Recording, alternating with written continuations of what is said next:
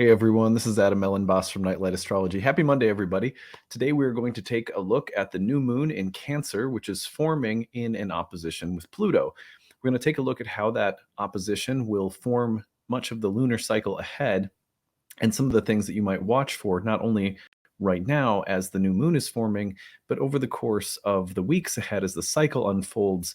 Given that this is the seeding point of the cycle, the seeding is something that will be woven through the entire cycle. And a lot of that will happen as Venus is also retrograde. So that is what we are going to do today. Before we begin, as always, don't forget to like and subscribe, share your comments in the comment section. It really helps the channel to grow. We had a great grabbed episode last week. Hope you guys enjoyed that, but your stories go a long way in creating those episodes. So make sure if you do have a story to share that you use the hashtag grabbed, tell us the transit, tell us your story, or email it to us, grabbed@nightlightastrology.com. You can find a transcript of today's talk on the website, nightlightastrology.com, where you can also learn more about my readings and my courses. And if you have any questions about any of that, when you check it out, email us info@nightlightastrology.com. Okay. How many times can I say Nightlight Astrology? Well, let's pull up the real-time clock and take a look. I want to just give you like a little brief announcement. At this point during the summer, I am officially on vacation from clients and classes, doing some traveling for my birthday. Just traveled and will also be at a conference in Colorado that Ashley's teaching at. I'm taking the whole family along. So I'm doing some pretty quick hitting videos because I have to record several weeks in advance because I can't record while I'm on the road. I'm going to be in a tent for part of my time on the road. And this is part of the time of year that I recharge and start developing ideas for new series and take a little breather. So the content that you get will be sort of quick hitting. And just so you know that if the videos are a little bit shorter and more basic this week and next, that's why. So anyway, but hopefully we'll still have some really good things to talk about, a lot of good astrology coming up. We'll be sure to really take some time with Venus retrograde in particular, because I know that's one everyone's going to have questions about. But anyway, here are the transits of the day here for Monday, July 17th. And I want to point out here is the new moon in Cancer, and we can see it applying into an opposition with Pluto. So close enough. We have within the first 4 or 5 days of the lunar cycle, the sun opposes Pluto. The moon will shortly oppose Pluto right after the new moon.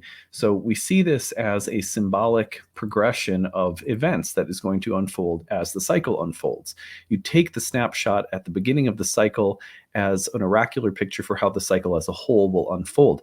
Another really important part of this cycle is, of course, the fact that Venus is in the process of stationing and within a week will be retrograde.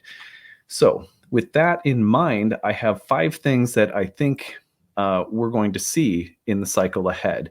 Let's go through them. These are in no particular order.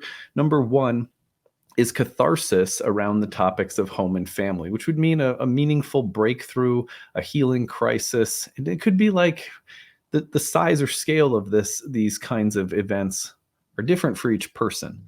But you could see just a significant shift energetically or emotionally, especially as it relates to the topic of your living environment, very Cancerian, to your home, your family, your parents, your family members, your kids, your marriage, anything that has to do with domestic and family karma or anything related to your living environment or home and property, etc.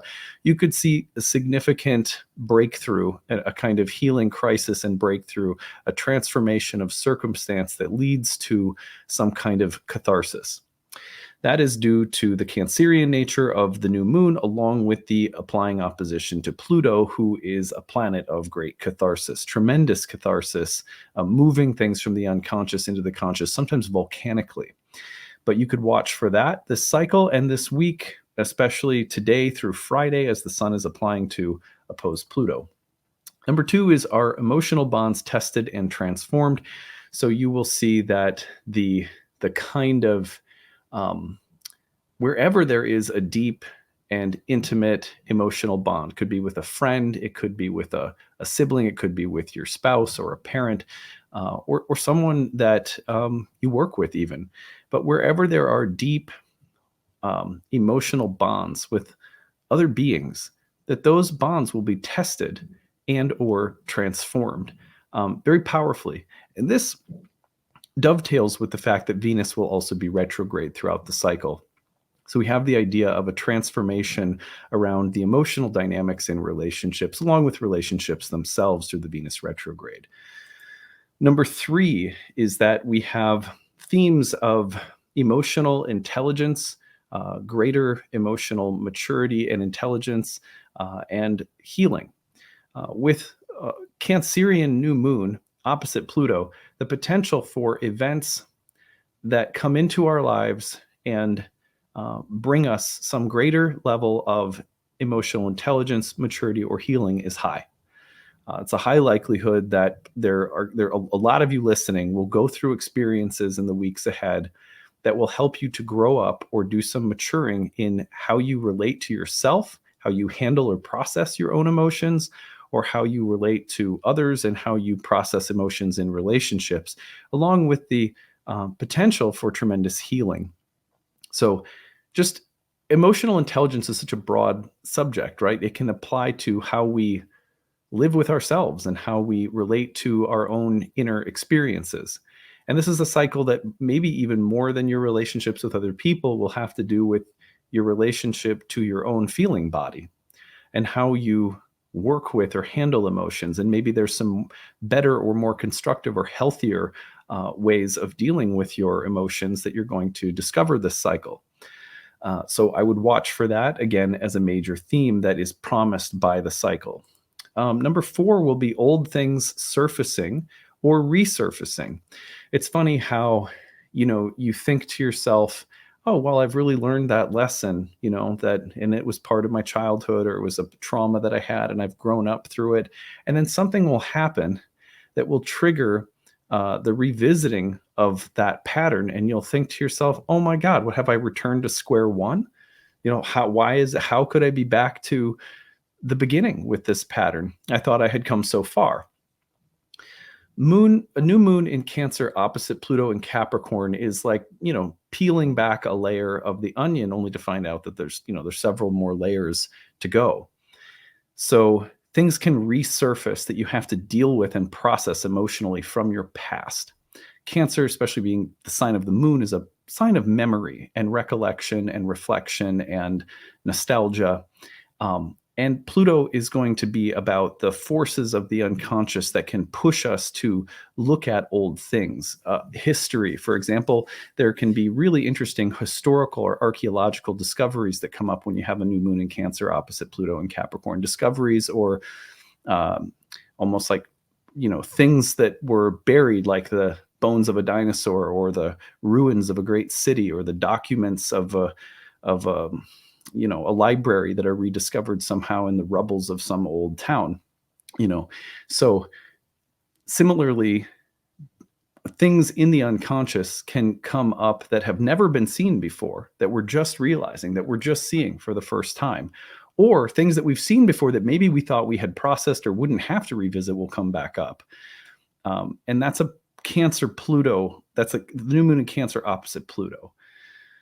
So those are the kinds of things that I would watch for this cycle. And then number 5 would be significant environmental changes. The moon was the planet associated with the environment. Now, the environment is kind of a broad term, but think about fish. Fish live in water, and yet they're not really aware of the fact that they live in water. It's, until they jump out of the water, it's like, oh, I live in water. So most of us take for granted the environment and the way that it is participating in our experience because it's so constant in every day.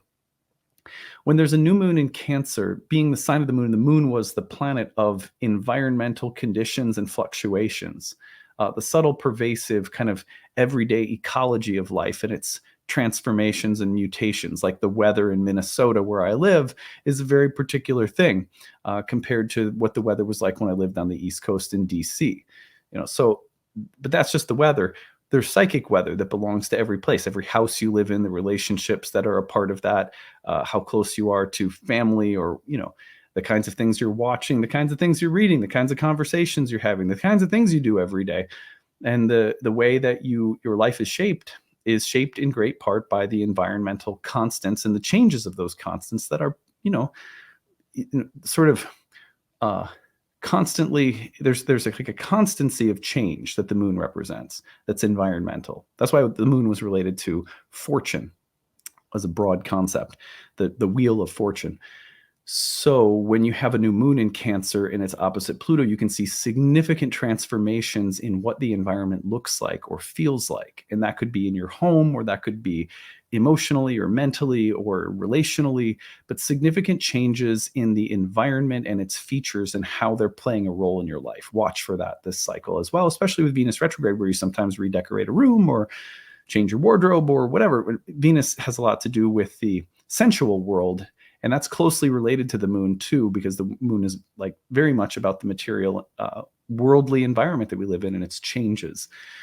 So watch for changes in the environment, Venusian changes, lunar changes in the month ahead. So like I said, short and sweet because I am on vacation, but I hope that this gives you some good things to think about as we head into a new moon cycle, and we will see you again tomorrow. Take care, everyone. Bye.